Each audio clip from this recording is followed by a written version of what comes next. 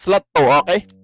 Lipat natin sa slot 2 and then yung eco frag natin is ready na yan. Antay lang natin siya mag-cock.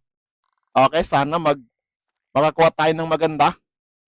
Okay, 3, 2, 1. Cock mo na yan.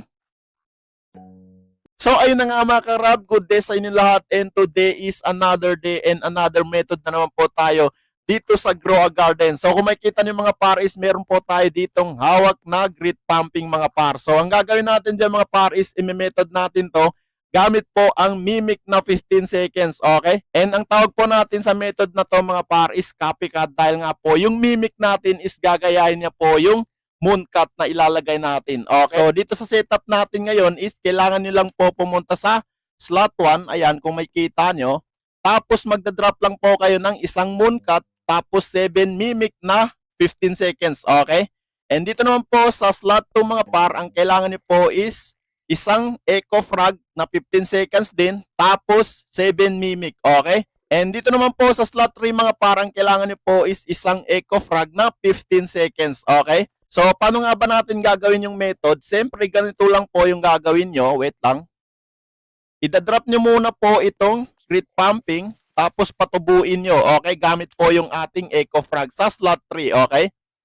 So, madali lang po yung method na to.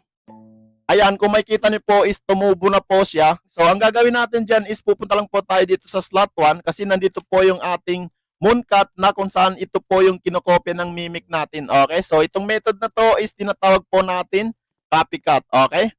So, after matulog ng mga yan is pwede na po tayo lilipat sa slot 2. Okay? So, i-ready lang muna natin yung ating trowel dyan. And then, mabilisan method lang po ito. Sana makakuha tayo ng malaki. Okay? Ang daming natulog sa gitna. Okay? So, ilalagay natin dito. After natin mailagay, i-collect lang natin yan tapos lilipat po tayo dito sa slot 2. Kasi nga nandito po yung eco frag. So, kailangan lang natin siyang papaokak yan. Uy! Ang laki!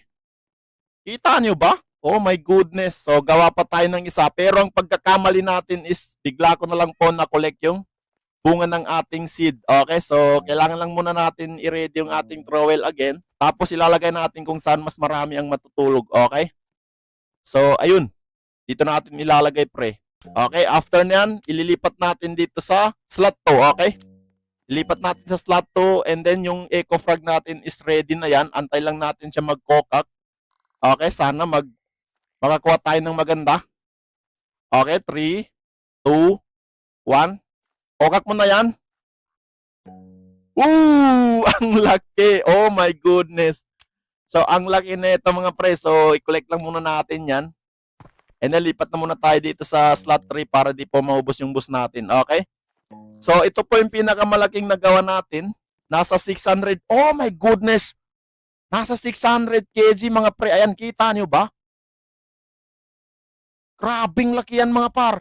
Sakop Garden. Oh my goodness. Okay, so check natin kung magkano yung price nito mga pre. Check natin how much. Oh my goodness, nasa 171M. Oh my goodness mga par. Solid. Nice one talaga. Nice one yung Mimic with mooncut mga pre. Kaya subukan niyo na to kung meron kayong 7 mimic at isang mooncut. So, ang gagawin natin dito mga pre is pupunta tayo sa public para ipamigay to kasi nga napakalaki. Kita niyo ba?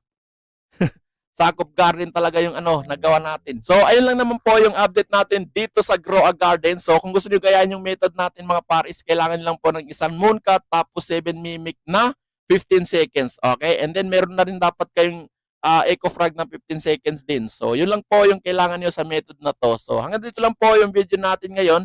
And kung gusto niyo po makatanggap ng gift sa akin sa Grow Garden to, ang gagawin lang po is mag-gift kayo sa akin ng kahit ano para po mapansin ko. And then, siyempre, like mo na rin ng video na to kasi namimigay po tayo ng fruit sa Black Fruit. So, yun lang. Maraming salamat sa inyong panonood.